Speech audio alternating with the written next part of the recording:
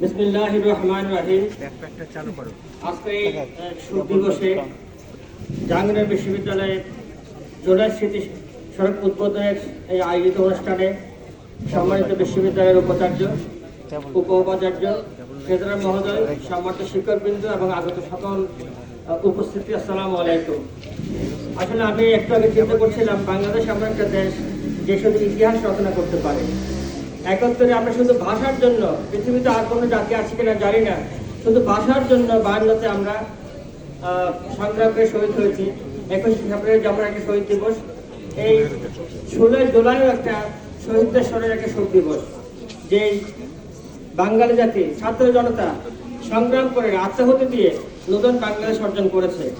এবং আমি বিশ্বাস করি এই অর্জনের ক্ষেত্রে যারা শহীদ হয়েছে তাদের রুহের মাগফিরাত কামনা করছি, এবং যারা অসুস্থ হয়ে আহত হয়ে এখন চিকিৎসাধীন আছেন তাদের স্বাভাবিক জীবন কামনা করছি।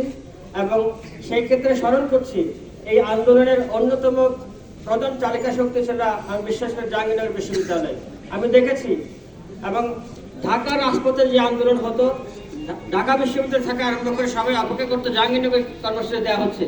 সেই কর্মসূচিকে সামনে রেখে কেন্দ্রীয় কার্যক্রম অনেক সময় পরিচালিত হয়েছে।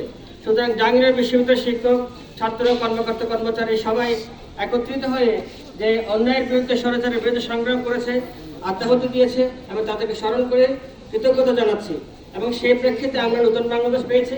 শুধু একটা কথা মনে রাখতে হবে, আমরা শুধু এই পাওনাটা পেলেই হবে না, এটাকে ধরে রাখতে হবে, এই অর্জনকে অবশ্যই ধরে রাখতে হবে।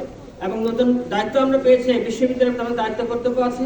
আমরা চেষ্টা করব দল, মত, গোত্র সব কিছুর ঊর্ধ্বে ওঠে সবার ন্যায্য ইচ্ছা নিশ্চিত করে বিশ্ববিদ্যালয়কে আমরা একটা স্ট্যান্ডার্ড অফ এক্সেলেন্সে নিয়ে যাবো ইনশাআল্লাহ।